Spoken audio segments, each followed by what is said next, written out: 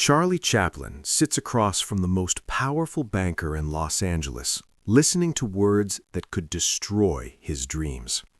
Mr. Chaplin, we cannot approve your loan. Your request for $600,000 to produce an independent film is simply too risky.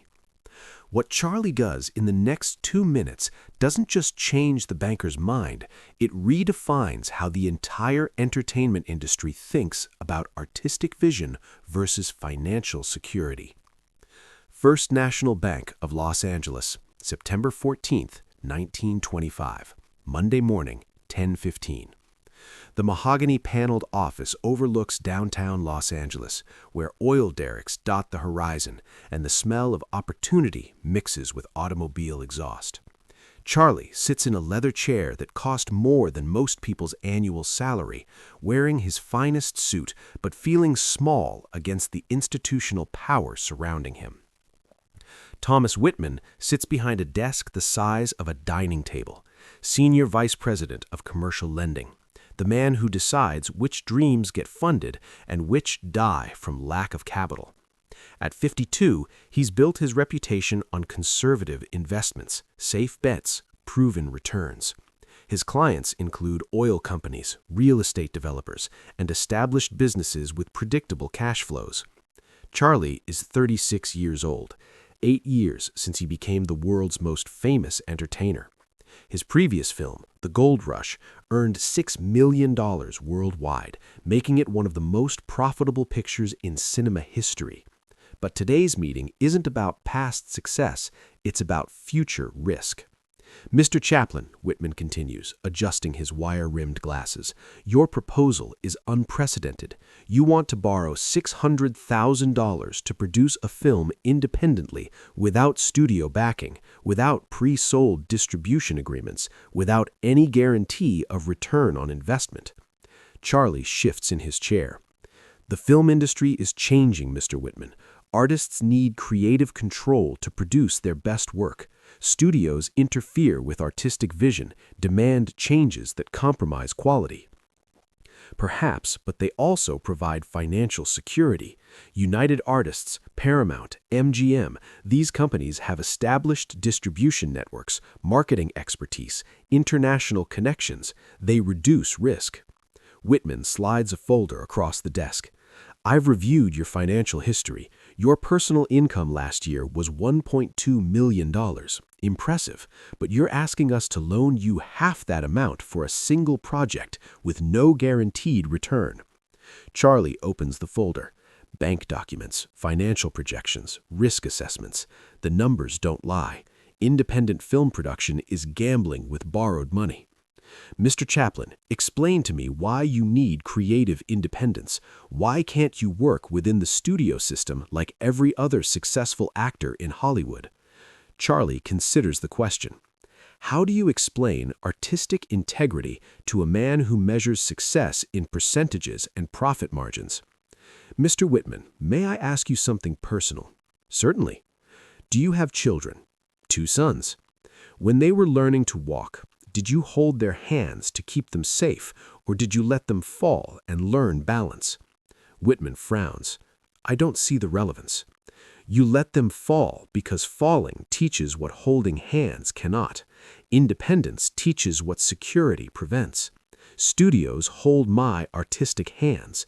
They keep me safe, but they prevent me from learning what I'm truly capable of creating. Mr. Chaplin, filmmaking isn't child development. It's business. It's both. Art requires risk. Great art requires great risk. If I only make films that banks approve, I'll only create what's already been proven successful. That's not art. That's manufacturing. Whitman leans back in his chair. You're asking me to bet $600,000 on your artistic vision. I'm asking you to invest in something unprecedented, which is exactly why it's too risky. Charlie stands up, walks to the window overlooking the city. Below, construction crews work on new buildings. Los Angeles expanding rapidly, growing from frontier town to metropolitan center, all of it built by people who risked money on unproven ideas. Mr. Whitman, what do you see when you look at this city? I see economic development, population growth, investment opportunities. I see the result of people betting on the impossible. 10 years ago, this was orange groves and empty lots. Today, it's the entertainment capital of the world because people risked money on crazy ideas like moving pictures. Charlie turns from the window. You're not just a banker, Mr. Whitman. You're a gatekeeper. You decide which ideas get the chance to succeed or fail. That's enormous power. It's enormous responsibility. I can't risk depositors' money on artistic experiments. What if I could prove that artistic risk is actually financial security? Whitman raises an eyebrow. How? Charlie walks back to the desk but doesn't sit down. Instead, he does something unexpected. He removes his suit jacket, loosens his tie, transforms his posture slightly, shoulders dropping, feet turning outward, hands finding his pockets. In the sterile bank office, Charlie Chaplin becomes the tramp. Mr. Whitman, you're a businessman. You understand investment. Watch carefully. The tramp notices something on Whitman's desk, an expensive fountain pen. His eyes light up with wonder. He approaches it reverently, studies it like a rare artifact. The tramp has never owned anything so beautiful, so perfectly crafted. He picks up the pen, examines its weight, its balance, its elegant design. For a moment, he imagines what it would be like to own such luxury. His face shows pure joy, childlike appreciation for craftsmanship. Then the tramp notices the price, visible on a small tag Whitman forgot to remove. His expression changes. Disappointment, but not bitterness, understanding that some things exist beyond his reach, and that's okay. The tramp carefully places the pen back exactly where he found it, not with regret, but with respect. He tips his imaginary hat to the pen, acknowledging its beauty without resentment. As he turns to leave, the tramp's coat catches on the desk corner. Instead of pulling roughly, he gently frees himself, making sure not to disturb anything. He smooths the desk surface, ensuring he leaves no trace of his visit. The entire performance lasts 90 seconds. No dialogue, no props except Whitman's fountain pen. Just character, story, and universal human truth about dignity in the face of impossible dreams. When Charlie finishes, he straightens back into himself, puts on his jacket, adjusts his tie, returns to his seat. Whitman stares. What was that supposed to demonstrate? That was $600,000 worth of story, Mr. Whitman. In 90 seconds, you experienced comedy, pathos, social commentary, and human truth. You connected emotionally with a character who has nothing but retains everything that matters. It was impressive, but Mr. Whitman, you just witnessed what studios cannot manufacture. They can buy scripts, hire actors, build sets, purchase equipment, but they cannot create the moment of recognition you just experienced. That recognition is worth millions because it's universal. Charlie leans forward. Every person who watches that story sees themselves. The part of us that wants beautiful things we cannot afford. The part that respects what we cannot have. The part that maintains dignity despite disappointment. You're asking me to finance philosophy. I'm asking you to invest in human nature. Human nature doesn't change, Mr. Whitman. Technology changes, fashions change, politics change. But the need for stories that help us understand ourselves, that's permanent. Whitman removes his glasses, cleans them thoughtfully. Your previous films succeeded because audiences already knew the tramp character. My previous films succeeded because audiences recognized truth. The character is just the delivery system. What I create independently won't just be entertainment, it will be art that appreciates in value over decades. How can you guarantee that? Charlie's smile is confident but not arrogant. Because I'm not just borrowing money to make a film, Mr. Whitman. I'm investing in creating something timeless. In 50 years, studios that played it safe will be forgotten, but art that took risks, art that revealed human truth, that will still matter. Whitman considers this. Charlie's track record is undeniable. The gold rush proved he understands both artistry and commerce. What specific film do you want to produce? The circus. The story of a man who accidentally becomes a performer, discovers he can make people happy, but struggles with the difference between being funny and being loved. The budget breakdown? $400,000 for production costs, $200,000 for marketing and distribution through my own company, complete creative control, complete financial responsibility. And if it fails? Then I'll have created something honest instead of something safe.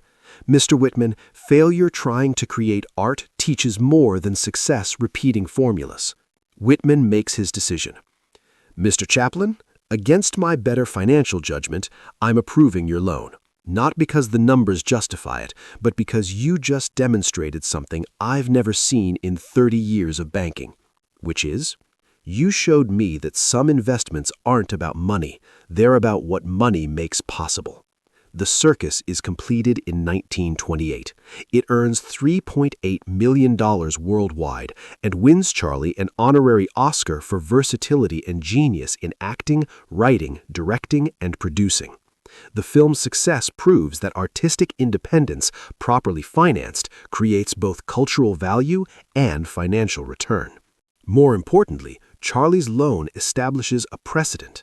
Other artists begin seeking independent financing for risky projects. The banking industry slowly recognizes that creative vision backed by proven talent can be sound investment. Years later, Whitman tells colleagues about the day Charlie Chaplin performed in his office. I thought I was evaluating a business proposal. Instead, I witnessed the difference between content and artistry. Content fills time. Artistry creates meaning. Meaning has no expiration date. Charlie's $600,000 loan becomes legendary in Hollywood financial circles, not because of the amount, but because of what it represented, the moment when banking and artistry recognized they could serve each other. The banker who said no to loans without guaranteed returns learned that some guarantees exist beyond numbers. When an artist can transform a sterile office into a theater in 90 seconds, when a fountain pen becomes a prop for exploring human dignity, when financial risk becomes artistic opportunity, that's when conservative investment becomes visionary partnership. Charlie didn't just get his loan that day. He changed how the entertainment industry thinks about the relationship between money and meaning. Proved that the highest return on investment isn't financial, it's cultural impact that compounds over generations.